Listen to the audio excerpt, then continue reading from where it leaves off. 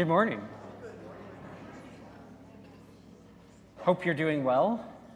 Here we are on this new morning, a new Sunday, to be welcomed into community, and however that happens.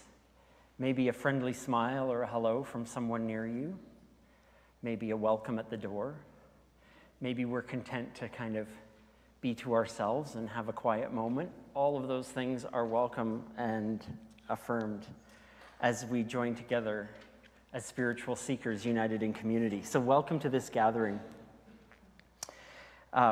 This is a place to be who we are and who we're becoming, and just as we are. And so as we welcome each other, we recognize that we're building a safer place for all people. So as we need to hear this morning, let us in all of our diversity be affirmed that we are welcome. A safer place for all people, and that means all ages and sizes, all colors and genders, all cultures and all abilities, all sexualities and learning styles and neurotypes, all religions, many or none, all people, period. So welcome to this space, and welcome to those who join us online today. You are part of us as well, even though we're distanced across technology. We're part of community, and what you bring to this time and how this time is food for you, I hope that you feel a part of us as well. As we light our candle this morning, we call this our community candle. We light it as we do every day that we gather. And we let this light remind us of who we are. Sparks of energy, sparks of divine, sparks of amazing, beautiful humanity. Connected as we are, not only to each other, but to the whole cosmos, to every creature and plant, to every star and galaxy. We are one. And as we light this candle, I remind us too of who we are as a community, our identity that we've been living into and living with and evolving into for the last many years. So I remind us that yes, we are spiritual seekers that celebrate diversity, that engage life with spiritual depth, that inspires compassion and connection, and that makes a meaningful difference in our world. So welcome as we live into one or many or all of those this morning. And I welcome each and every one of you. We're going to sing a song that speaks about this welcome that we're about, the affirmation of who we are, but also the affirmation of who we seek to be in the world and who we wish our world to be. This is our work ahead of us. We're working to build a house, and as we sing this song, let's recognize that our house means many things. It's our temple here, it's our community here, it's our village, our world. Let's sing ourselves into this space.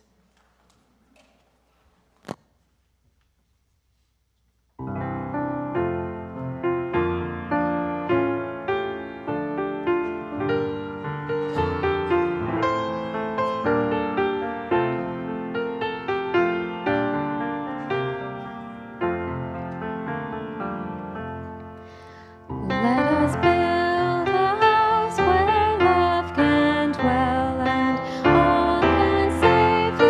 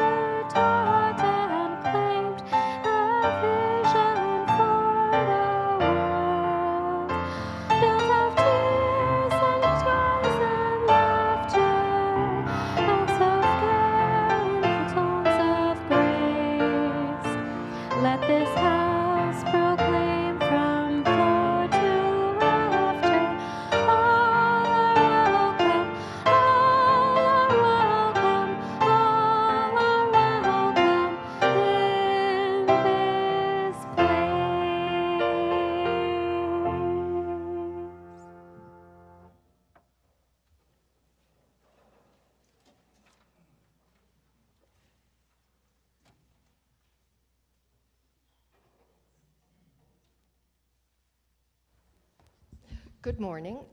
I'm Ruth Stevenson, and I'm your gathering companion this morning.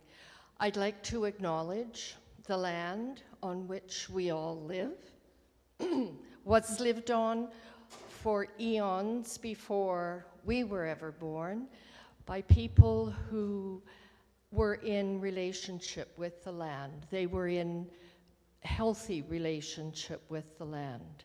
My hope for all of us at this time is that we learn to be in better relationship with our land and with each other. I want to just say a few words about the red dresses that are around today.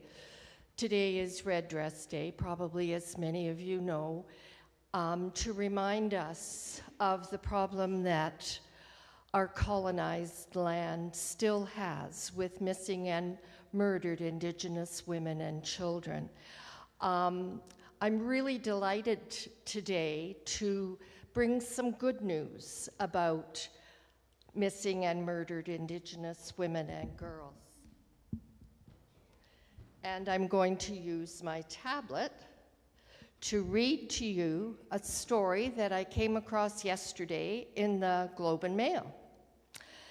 Canada and Manitoba are partnering to launch an alert system that would inform the public when an Indigenous woman or girl goes missing. They announced this Friday in Winnipeg ahead of a national day to mark the crisis. I'm going to read you a little bit more because it's great news. The long-awaited Red Dress Alert System is a bid to prevent deaths and increase safe reunions with loved ones. Statistics Canada concluded in a report last year that the homicide rate for Indigenous women and girls was 6 times higher than the rate for their non-Indigenous counterparts. A national inquiry concluded 5 years ago that they are 12 times more likely to go missing or murdered. This is a historic moment and a major step toward ending the crisis of missing and murdered Indigenous women, girls, and gender-diverse people, said an MP. And while we celebrate this historic moment, it's critical to remember that we are not done until a red dress alert is no longer needed. To me, the next sentence is the most important. The Manitoba pilot is to be designed with and led by Indigenous peoples. So there we are. Good news for once from the Indigenous Committee. And I just, now that I've got the mic, I'm going to I'm going to keep talking. Look out. On Friday, I think it was, I got an email from a friend in BC about a documentary concerning the Israeli-Palestinian problem. I lived in Israel when I was a young woman. I lived on a kibbutz for about 3 months and traveled around the country for another month. And I've always tried to sort of see what's going on in Israel. And of course, what's going on right now is absolutely horrific. But watching this documentary, and then there was a Zoom seminar yesterday, I realized that a lot of the Israeli-Palestinian conflict is like what's happened here in Canada. It's colonization all over again. Of course, it's 100% worse right now, but those same things have happened in our country as well. That's part of our history. So I'd really recommend you have a look at the documentary. It was on YouTube, and it's called The Law and the Prophets. That's kind of not hard to remember. It's very biblical. Interestingly enough, it was funded in a lot of, not all of it, but a lot of it was funded by the Reformed Church in America. So I encourage you to have a look at it and look at the parallels between our country and what's going on over there.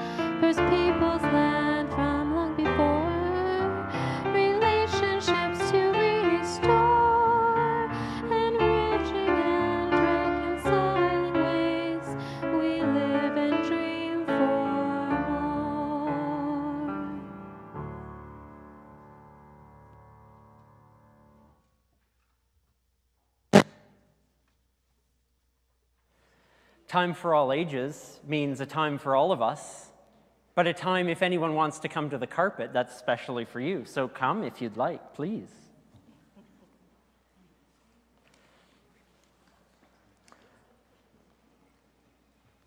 We all know it doesn't matter how old you are, what size you are, you're always welcome on the carpet.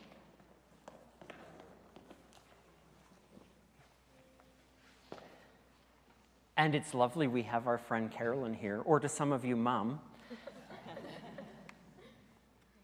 that we're going to share a song with each other in a moment. But first, I thought it would be a smart thing to talk about what this song is about. It's something that we all do, and it's something we most of the time don't even think about.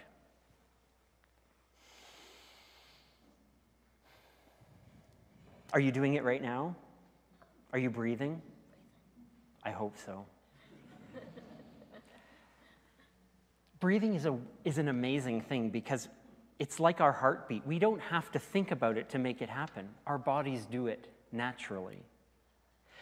But there's something that happens with us, all of us, when we actually think about how we're breathing. Something different happens in us. When we think about it, when we focus on it, somehow our bodies relax. Somehow our breathing helps us feel a different way. Can you just for 10 seconds, not very long, take 2 or 3 breaths and then tell me what difference you notice when you think about your breathing. Just do it quietly. Everyone in the room is going to do it.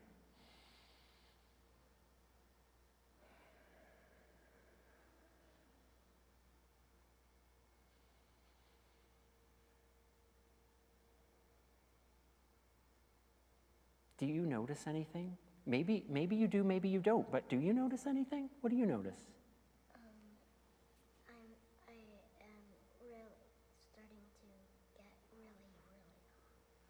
Really calm. You start to feel really calm. What do you notice? If you didn't breathe, then you wouldn't be able to talk to people you like. That's right. If you didn't breathe, you wouldn't be able to talk to the people you like. It's very smart. Does anyone else notice anything when they breathe? When I breathe, I can't sit still. Oh, it's hard to sit still. Sometimes breathing gives us all that oxygen in our blood, and we just want to now do something with it. What do other people notice? Bonnie? Robin's sleeping. Breathing gently when we sleep. Oh, beautiful. Anyone else notice anything? You still your mind when you're thinking about breathing. When you think about breathing, some of the busy thoughts of other things kind of go away. Oh, this is lovely. All these things happen. They're always happening, but when we concentrate on our breathing, they happen all the more. Singing is amazing because we have to breathe differently when we sing. We have to maybe take breaths down lower. We have to have breath enough for our voice to be strong. So singing is lovely for our breathing too. But this is a song that Carolyn's going to teach us. And this is a song all about breathing in and breathing out. Take it away, Carolyn. I wonder if maybe we could just imagine the most beautiful flower in your mind. So it can be whatever flower you see and whatever color is your favorite color. Can you just imagine that? And then the next thing is just to imagine yourself being solid as a mountain. Do you think you could sit in a way that feels solid? Is there a way that makes you feel tall and strong, sitting in a way that's solid? And then imagine at the bottom of the mountain, there's a lake. and the lake is crystal clear, like glass on the surface. And when the moon comes out at night, you can see the moon reflecting on the water because the water is so still. And that is the stillness that we're talking about in this song, and the beauty of the flower and the solidity of the mountain. Okay, it goes a little bit like this.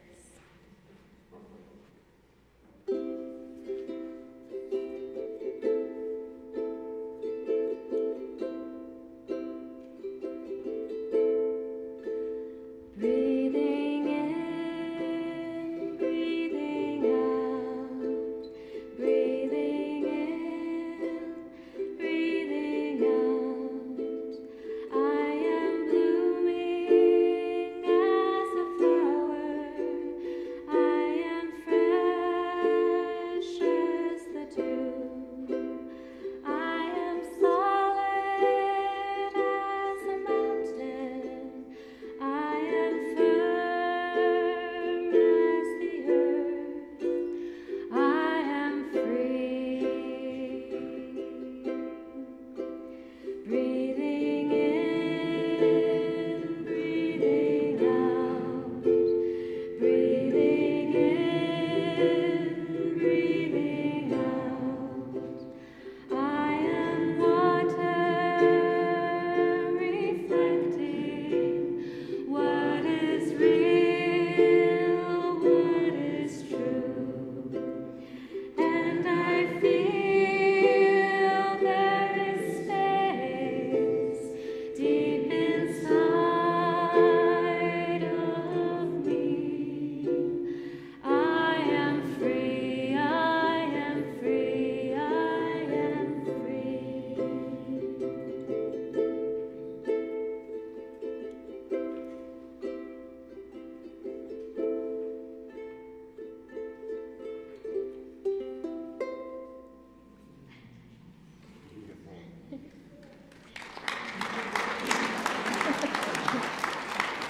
What a lovely song. I feel different now. I feel like I still have enough energy, and I feel like it can't. Okay, good, good. If that energizes you, then let's go use it. Daisy, Ariane, are you ready? Here they come. Kid spirit time. Let's use it. Use all that breath and energy. Here we go.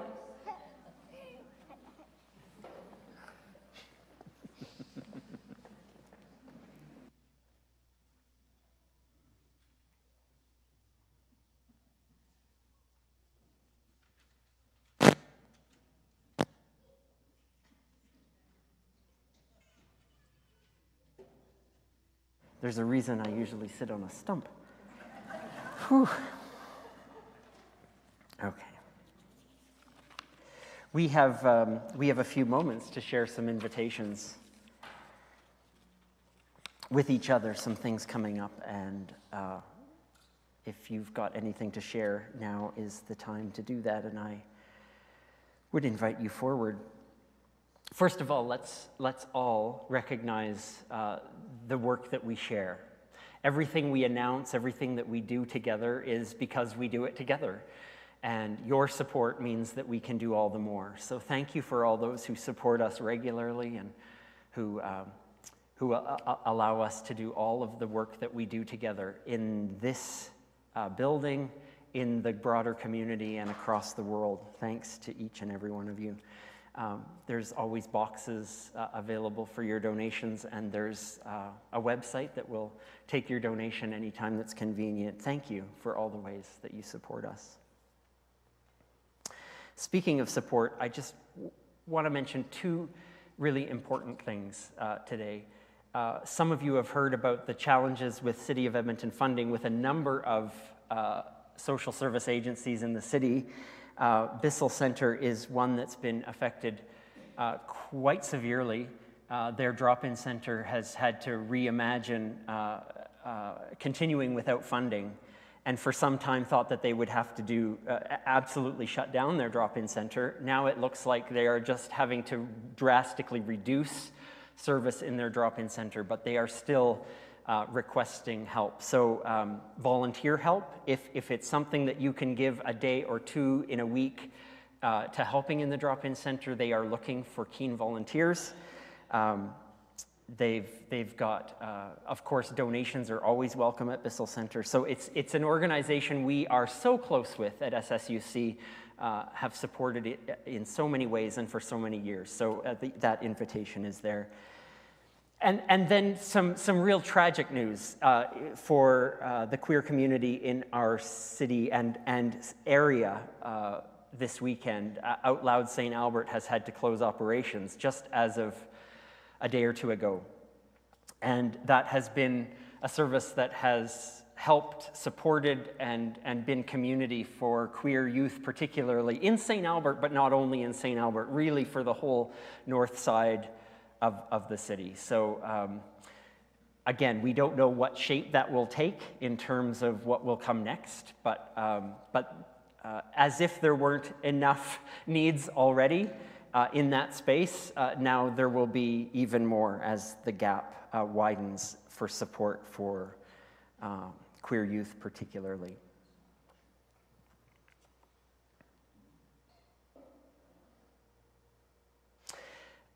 Many of us were very excited about an Emberwood ritual coming up right after this gathering in the small hall, lunch, and a wonderful kind of indoor experience of what Emberwood is all about. Unfortunately, Zoe talked to me this morning, Jude talked to me this morning and said, this migraine will not quit.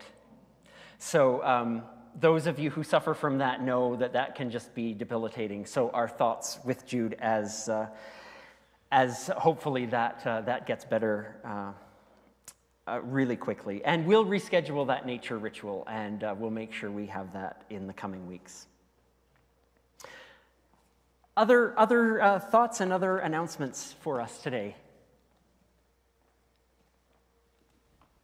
Thank you. Good morning, everyone. This is Mary. I just wanted to give everyone an update on the refugees that we submitted an application for in 2021. We hadn't heard anything about them. We contacted the MLA Upal's office, and they were excellent. Right away, they called Tanzania, and the 3 young men have so far last week gone for their interviews, and everything went very well. And they've gone for their medicals as well. So it's right now just a matter of us waiting for when they will arrive. So things are moving. It's 3 young men from Sudan. And I can't remember whose names I put on the application form, but I will have to, I will have to dig that, but not to worry, because the family that gave us the money to be able to support them when they come, they have a lot of strong support from the community. But if you still have time, if your name was on that application form, if you still have time, you're very welcome. But we do have a very strong team to support them with everything that they need. So just an update so that you know where we are with that application. Thank you.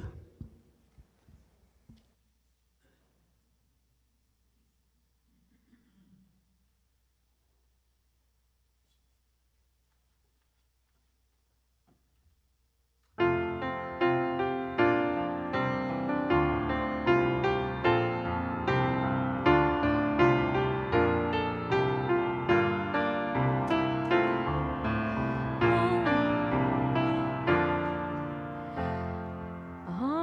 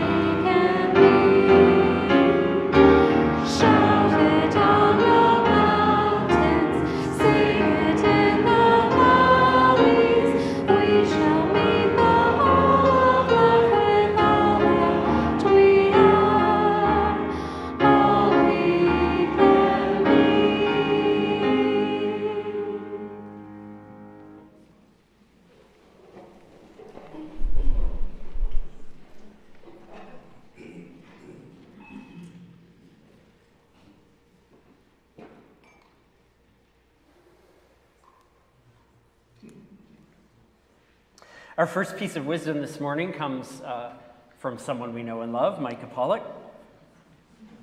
From his most recent book of poetry, The Space Between the Boughs. This is a piece entitled Mozart's Sonata in B-flat major, Köchel 570, Movement 2.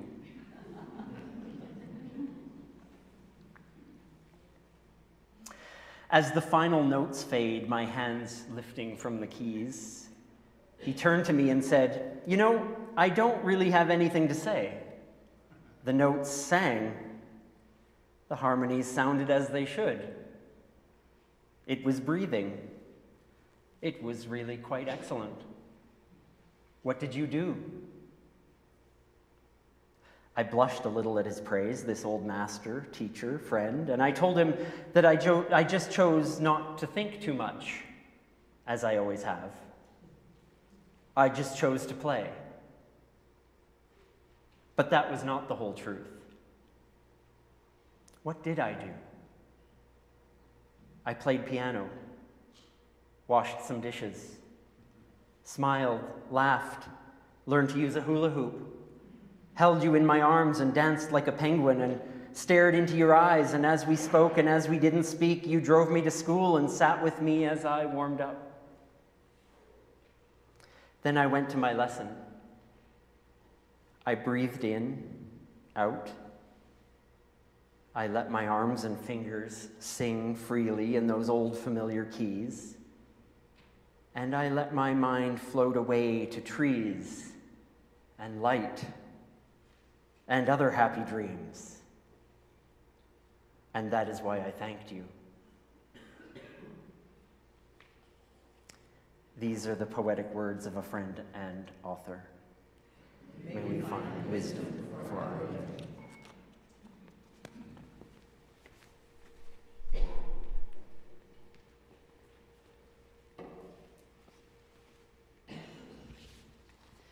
The second wisdom reading is from a poem by Rana Jevney.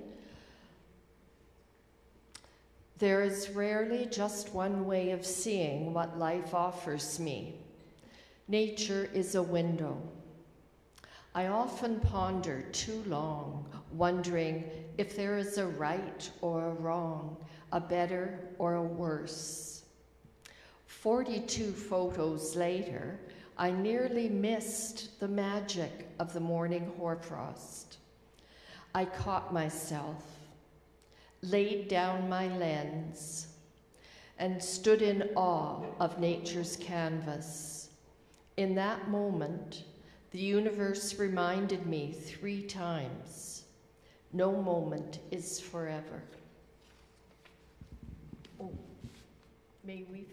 these are poetic words of a friend and an author. May we find wisdom for our living.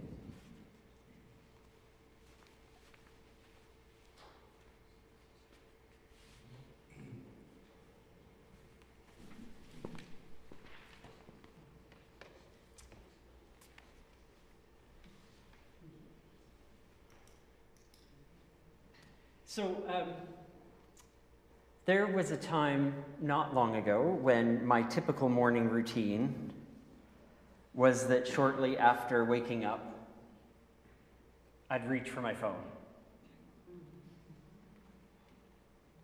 I didn't need my phone. I knew what time it was. Because I'm still of the age where I have an old clock radio on my nightstand. Because also I'm blind, so I need the numbers big. Nope, I grabbed that phone out of instinct, like a jolt of coffee. It woke my brain up into activity. I'd check my email, I'd look on Instagram and Facebook, I'd see what news I'd missed.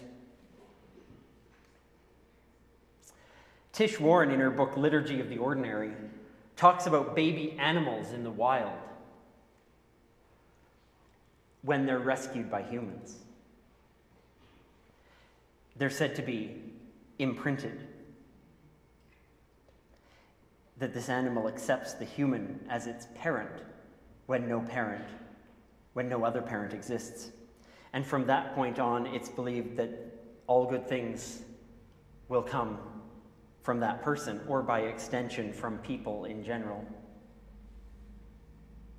No longer wild, this animal can't live on its own anymore because they rely on the human for food or water or shelter or protection, unless further intervention and training happens. It made me think, that quote, whether my reaching for the phone ritual wasn't imprinting on me. Was my day imprinted by technology? Now, don't get me wrong. I love technology. It helps me do so many things in my life. But I was wondering in that first moment of the day, was I like a baby mountain lion attached to her humans, training myself to look for all good things to come from my glowing screen? So through the day, I noticed that every time I sat down, I'd feel for my phone. Spend 5 minutes filling the time with an article or a post or scrolling through the reels, and I'd take a break from work and look at my phone again. I'd do it again before bed, even if it was to make sure that I wasn't losing my streaks in whatever game or app that I happened to be obsessing about. I'm hoping this sounds familiar and I'm not just outing myself to a bunch of...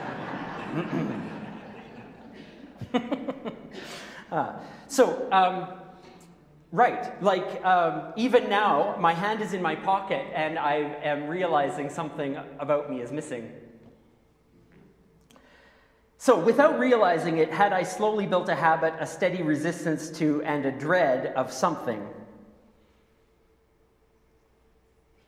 Probably boredom.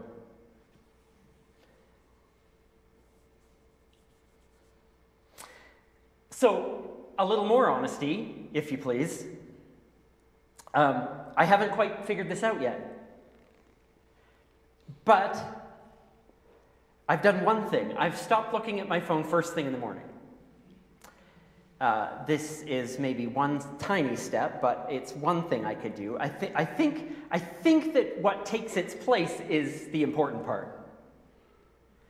It's like all the talk in traditional Christian circles about giving up something for Lent. It's not really about the giving up, it's what's in its place. So I think for me, if I'm really ponderous about it, that this morning ritual has something to do with three things. It has to do with my looking out the window. It has to do with my breakfast ritual. And it has to do something with giving the cat treats. Because she won't let us forget that part. Well, it's a work in progress, at any rate. I've started putting my phone somewhere else after dinner, so it's not even with me. That is a hard one. I'm not saying it works every day. Some days not so much. But I'm thinking about all of this more. I don't know why it took me till 2024 to do it, but here it is.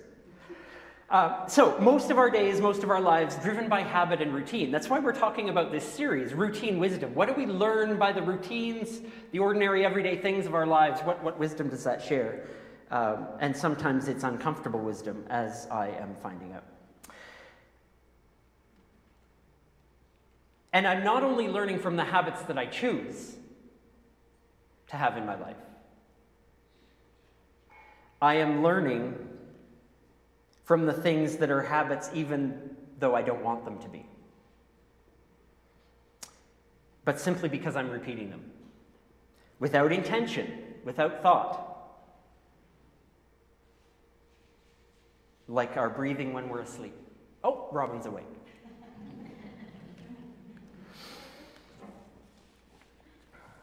We're shaped every day, whether we know it or not, by practices, rituals of the ordinary days that make us who we are. And in some ways, it doesn't matter what those rituals and practices are. The question is, what kind of person are those rituals and practices making me into? What are they forming me to be? Okay, enough personal revelation for now. Henry Nouwen is a Dutch-born priest, he's no longer with us, and spiritual writer, who offers this wisdom to us in his book, The Genesee Diary. And if you can handle a little traditional language, I recommend this book a lot. You know, all of us are used to translating tradition into what is relevant for us, and this is one of those books. But he's a very, very wise man. He participated fully in the work and prayer of a Trappist monastery in upstate New York, and that's the source of this book, is his reflections on living with these monks. He was not himself a monk. And the personal spiritual struggles that it revealed for him. So a very short time after he arrived, he began doing 2 tasks daily. Working in the Abbey's bakery, where they made and sold bread, and sorting and collecting stones for the Abbey's new chapel. This is his writing. After 3 months of manual work, I'm realizing that I don't like it. When the novelty of it is gone, it becomes very boring. Packing bread, taking hot bread from the conveyor belt, washing raisins, ironing sheets, collecting stones. They're all good jobs for 1 or 2 afternoons. But after 3 months, my main question during work becomes, when is this over? I told all this to my mentor, John Hughes. To my amazement, he said that many, in fact most monks, especially the older ones, really enjoyed their work and did not feel as I do. He pushed me to think how this type of work could give me a good occasion to feel deeply my unrelatedness. In other situations, I have intellectual defenses and strong repressions which prevent me from really feeling fully. This is, by the way, when his writing really grabbed me. I'm like, oh, is that what my phone is doing?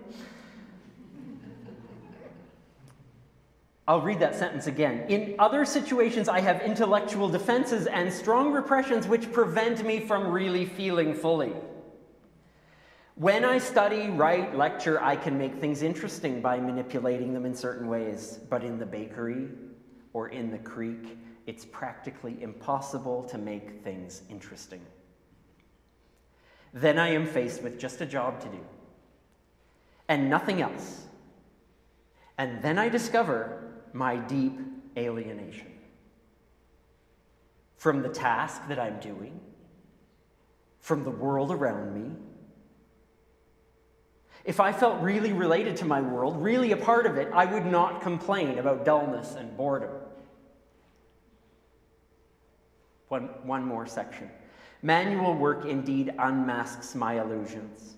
It shows how I am constantly looking for interesting, exciting, distracting activities to keep my mind busy and away from the confrontation with my powerlessness, my mortality, my weakness.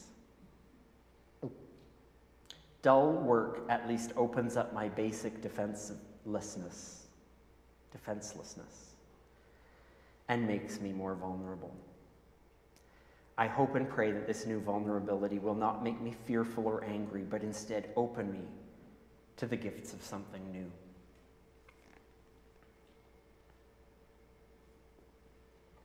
So, I'm really just asking myself, but you can listen if you want, have we forgotten how to be bored?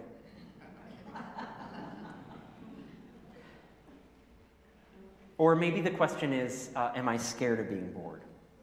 We make sure that every moment of our lives is filled with some sort of entertainment, email, exercise, and it leaves us no empty space. Empty space. Space to think about things, process things. Always at my disposal, I have something to dull the pain of boredom. And the flip side to not having boredom time is that we don't have any time to be interrupted, inspired. Our senses, listening to the ordinary. It's like there's always a layer of clouds. In this space, anxieties lose their grip, or can, making way for the rekindling of creativity and ideas and novel thoughts and solutions, something new to be kindled. So, in the interest of making it so that it's not just me sharing what's going on in my life, I want to ask you, what is your ordinary, boring activity that brings you a bit of time? Openness to ideas, nudges of thoughts, or openness of hearts. Do you have something in your life that is just such an ordinary, mundane, repetitive task that it opens you? Do you have one? I want to hear. I don't mean to echo from Micah's poem, but mine was really in there. Mine is doing the dishes. I didn't realize years and years ago how much I loved the dishes. This works in our family because Ainsley's mostly the cook and I'm the cleaner. I love doing the dishes. There's just something about the repetitive task, and a clean kitchen is lovely too, but it's so satisfying to what happens in my mind and body when I engage in that ritual. So what is it for you? Folding laundry. Folding laundry. Walking the track. Walking the track. Feeding the cat. Feeding. The cat. Feeding the cat. Yes. Uh-huh. Mm-hmm. I'm waiting for my cat to show me what she wants. Waiting for the cat to show you what the cat wants. Well, are you still waiting? Yes. Yes. Uh-huh. Others? Yeah, Arv? Dreaming in the evening about life in the past. Oh, yes. Dreaming of life in the past, memories, that kind of thing. Mm-hmm. Meditation. Mm-hmm. Gardening. Yeah, gardening. That'll do it. Snow shoveling. Oh, snow shoveling. Yeah. I know this sounds really silly, but having a shower or bath,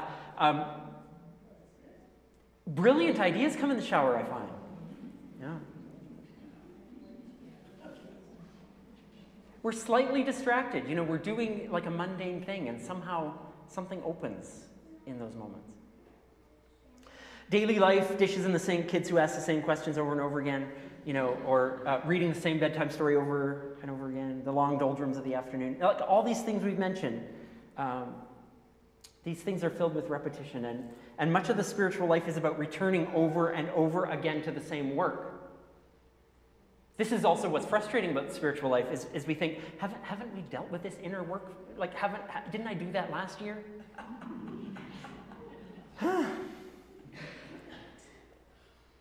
We have to contend with the same struggles in our life again and again, over and over. The work of living more faithfully to our values happens daily and with ridiculous repetition.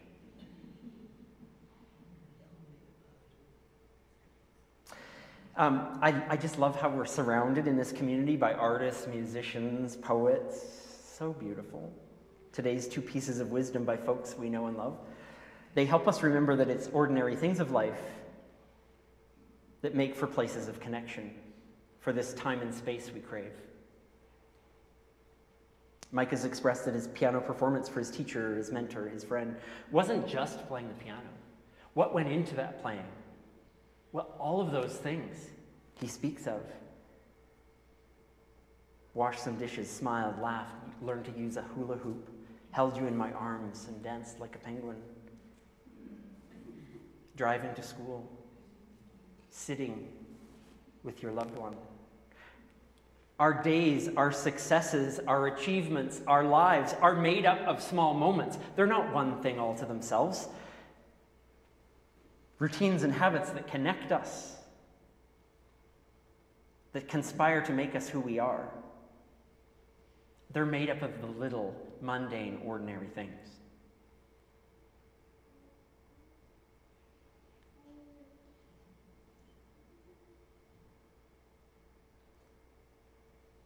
I think I might just need to read Rana's reflection every morning when I'm tempted to let my phone imprint on me for another day. What a call to action when she's slowing down and when she writes, I nearly missed the magic of the morning hoarfrost because 32 pictures later, she was looking at it through her screen, through her lens.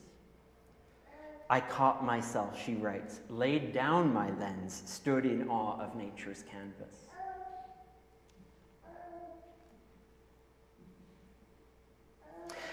There's a famous, somewhat famous slogan around social justice circles, and it strikes me as so important to the work of transforming our lives that I posted a copy of it in our kitchen here.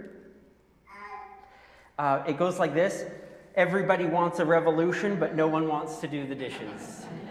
So if you're grabbing a cup of coffee after, look for it. It's in there. Maybe, like you, I want to live I want my life to, through its evolution and through its changes, through the things I want, my intentions and my resolutions, the things I want to change in my life, I want them to happen now. Yesterday, in fact. I want to become a better person. I want to see change in the world. I want my life to be, speak loudly the values that I hold, the principles that I want to express, and I want it now. But as I mature, I'm learning, as I'm sure you are, that you don't get a revolution without a lot of work. Scratch that. You don't get a revolution without a lot of long, hard, boring work.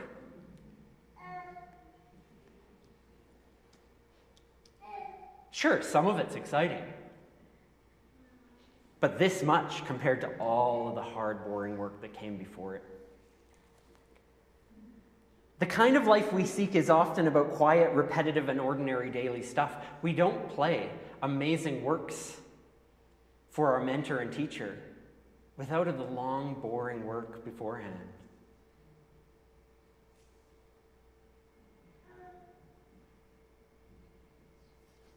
This is the way of my morning changes, I think. This is the way of all of our daily routines and rituals. It's one breakfast. It's one look out the window. It's one cat treat at a time. May it be so for all of us.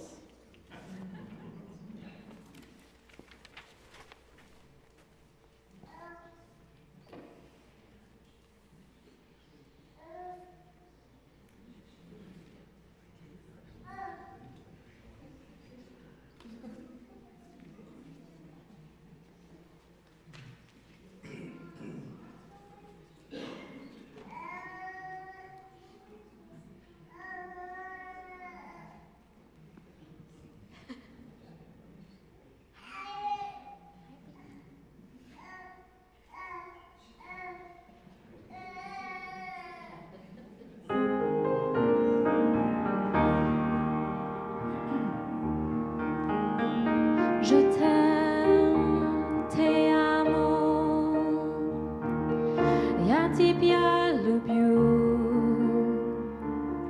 ani hevetovka.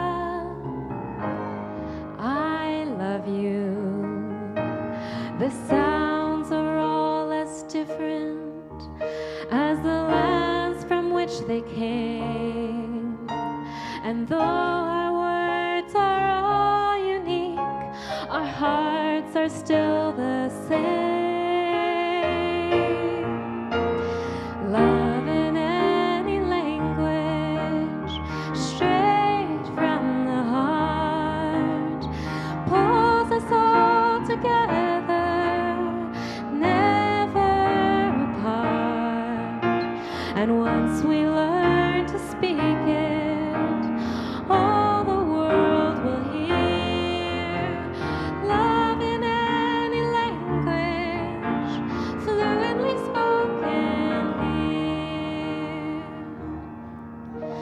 We teach the young our differences, yet look how we're the same. We love to laugh, we dream our dreams, we know the sting of pain. From Newfoundland to Haida Gwaii, we also love the land and family to hold a newborn's hand. Love in any language, straight from the heart, pulls us all together, never apart. And once we learn to speak it, all the world will hear. Love in any language, fluently spoken here. Maybe when we realize how much there is to share, we'll find too much in common to pretend it isn't there. Love in any language, straight from the heart, pulls us all together, never apart. And once we learn to speak it, all the world will hear. Love in any language, fluently spoken here. Though the rhetoric of governments may keep us worlds apart, there's no misinterpreting the language of the heart. Love in any language, straight from the heart, pulls us all together, never apart. And once we learn to speak it, all the world will hear. Love in any language, fluently spoken here. Love in any language, fluently spoken here. Fluently spoken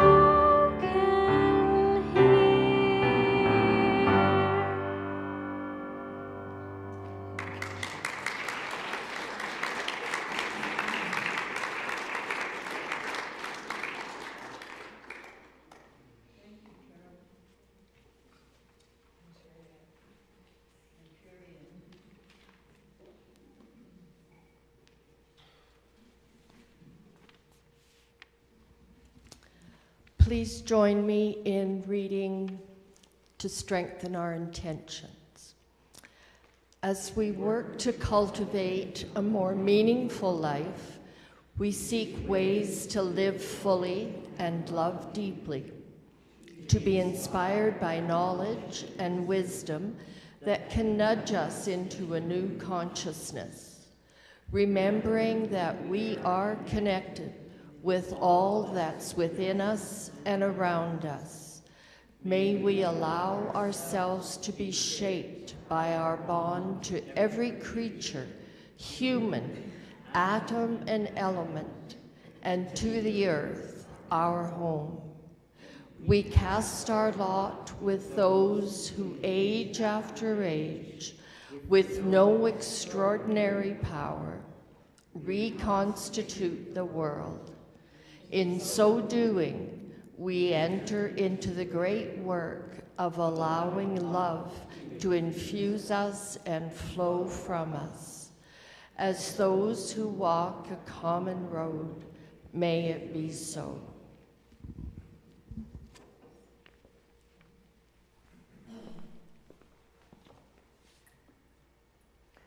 So we change our light, an ordinary act, lighting and extinguishing,